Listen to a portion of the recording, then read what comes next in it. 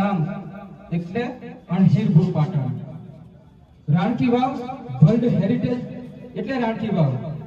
PK Kotawala માત્ર college નહીં પરંતુ યાદોનો ખજાનો છે.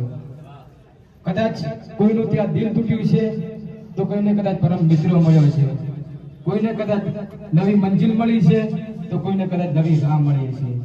એટલે જ તો કહેવાય છે કે રૂડી રે બજારો પાટણ શહેરની. વાહ સાથીઓ, આપણો વિષય મોટિવેશનલ હોય, સમાજ લેવલનો હોય. આપણે કોઈ લુખાગીરી કરતા નથી, પરંતુ કોઈ પણ સમાજનો મુદ્દો હોય આપણે ક્યારેય ડરતા નથી. ભલાને આપણે જવાબ આપી દઈએ.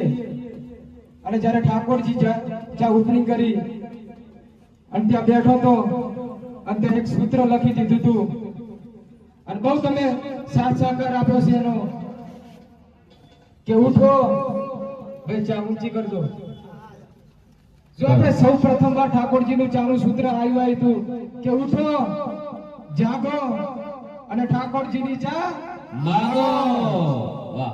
અને બીજી વાત, જ્યારે ઠાકોરજીની ચાની જ્યારે ઓપનિંગ કરવા આવ્યા હતા જન્માષ્ટમીના દિવસે, ત્યારે ઘરે એક જ પેકેટ લઈ ગયો તો અજયજીએ સવાલ કર્યો તો કે આમ એક જ પેકેટ આખી એજન્સી નહીં. કારણ કે દરેક વસ્તુ ઉપર વિશ્વાસ ન કરાય.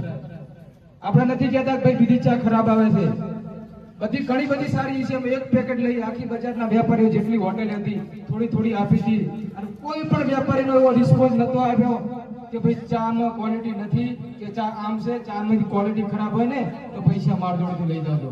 વાહ, થેન્ક યુ. જ્યાં કે જરૂરથી કરજો. અને બીજું કે સમાજને કોઈ અને સાથે સાથે બીજો પણ સમાજનો મુદ્દો લઈને નીકળ્યો છું. મારો સમાજ, મારો કલાકાર, એમાં પણ મને સપોર્ટ આપજો. અને આ બેરોજગાર યુવાન તરીકે બધા છો એટલે બીજો પણ આપણે એક મુદ્દો ચાલે છે ઓબીસી વર્ગીકરણ. એ ઘણું બધું તમને સમજાઈશું. બીજું કઈ નહીં કે અમારા ગબ્બરજી, અર્જુનજી, અજયભાઈને સાથ સહકાર આપવાનો છે. બાકી કહું છું કે ક્વોલિટી ખરાબ હોય તો પૈસા મારા જોડેથી લઈ જાજો. થેન્ક યુ, ખૂબ ખૂબ આભાર પ્રકાશભાઈનો. કારણ કે સોશિયલ મીડિયામાં આટલા ફોલોવર્સ હતા, જનતાને અંદર જે ગેરંટી લેવી એમને લેવરાવતી નથી. હજી સુધી તો આટલી જગ્યાએ ચા પીધો પણ કોઈ વ્યક્તિ એવું કીધું નથી કે ચા ખરાબ છે. હું એવું નથી કહેતો તમને કે કિલો લઈ જાજો, 250 લઈ જઈને એકવાર ચેક કરજો, બીજી વાર ગમે લઈ જાજો, ના ગમે તો કોઈ વાંધો નહીં, પણ એકવાર ચેક કરજો. હા. અને